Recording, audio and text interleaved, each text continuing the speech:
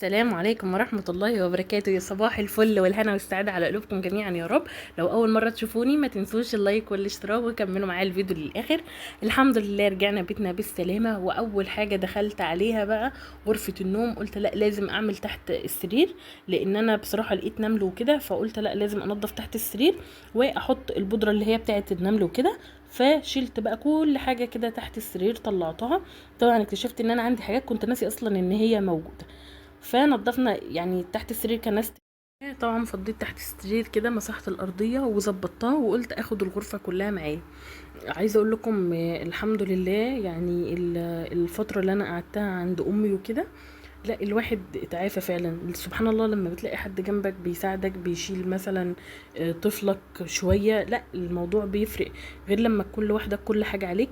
فيا رب ما يحرم حد يا رب ابدا من اهله.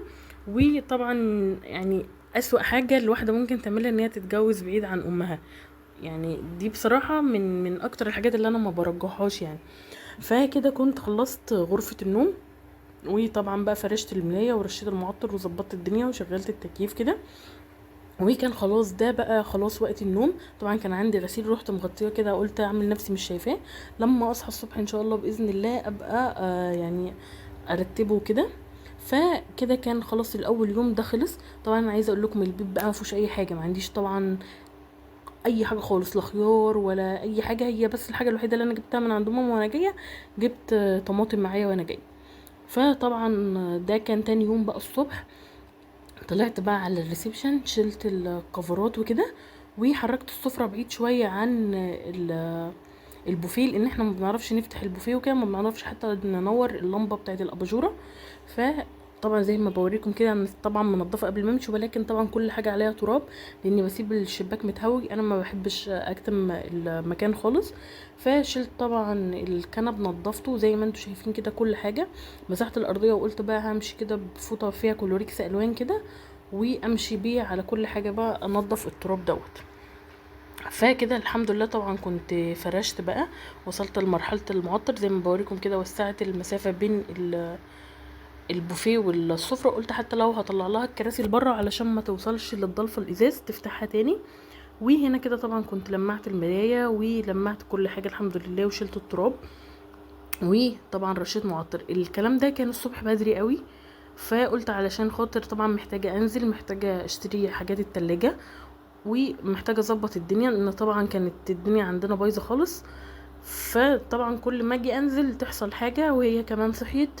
فقلت لا خلاص مش مشكله، دخلنا عملنا الغدا على طول. يعني انتوا متخيلين، ما حتى ما فيش فطار، دخلت عملت الغدا.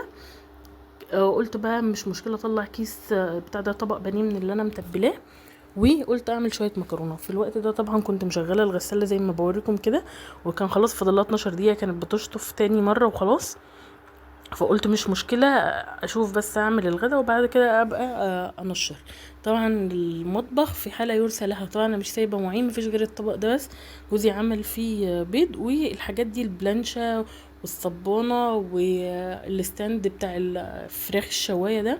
طلعت الحاجات دي كلها طبعا من تحت السرير وانا بنظف. انا عايزه اقول لكم يعني علشان خاطر المطبخ بتاعي مش كبير، فكل الحاجة عندي انا مش حطاها يعني. في حاجات عندي مركنة تحت السرير كتير قوي. فقلت ان شاء الله ابدا اطلعهم واحده واحده، عندي ملايات وعندي حاجات كده ان شاء الله باذن الله ابدا اطلعها كده. فغسلت طبعا الحاجه اللي انا كنت مطلعاها، اللي انا كنت موريها لكم في الفيديو اللي هو قبل ما امشي، اللي قبل الاخير ده. وطبعا ده طب البرطمان بتاع السمنه ده اللي انا اخدته من عند ماما، وكيس البانيه اهو، وبسلق المكرونه. وقلت هعمل صلصه. طبعا نضفت الحوض زي ما بوريكم كده، وغسلت الرخامه وغسلت كل حاجه عليها. وقلت بقى ايه اعمل الغدا وبعد كده نشوف بقى احنا هنروح فين ولا او هنعمل ايه. فظبطت المطبخ كده اللهم لك الحمد. وقلت بقى اشوف الغدا. طبعا مسحت الارضيه وسبتها تنشف، طبعا الجو حر الحاجه بتنشف بسرعه جدا. وهنا كده كان الغسيل طلع. فزي ما بوريكم كده فتحت الشباك وقلت انشر، والحمد لله نشرت. وقلت بقى اظبط الدنيا كده بقى واشوف الغدا. طبعا ما لحقتش اصور معاكم الغدا خالص لان بصراحه التليفون فصل يعني. فكنا الحمد لله اتغدينا، وكمان غسلت البوتاجاز بعد ما خلصت على طول. وكان بس في شويه الاطباق مكان ما اكلنا ومكان الشاي طبعا. فقلت خلاص بقى ايه اغسلهم وخلاص. طلبت بقى خضار وفاكهه بصراحه، لان ما كنتش يعني كنت عايزه انزل ونزلت فعلا، بس قلت عشان ما اشيلش حاجات كتير وابقى مضطره ان انا اروح كذا مكان، فبلاش. وقلت بقى اعمل لي شويه ديتوكس كده.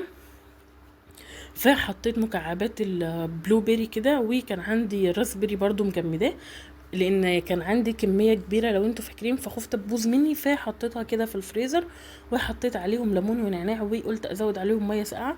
طبعا المكعبات بتاعه التوت والتوت التاني مجمد، فهو كده كده اصلا ساقع، فانا حطيت عليهم كمان ميه ساقعه وسبتهم كده. قلت ياخدوا من بعض لما انزل واجي، اسيبهم شويه في التلاجة كمان عقبال ما انزل واجي. وقلت اكل شويه الفاكهه كده واكلها، لان انا كنت هسيب بنوتي طبعا علشان انزل.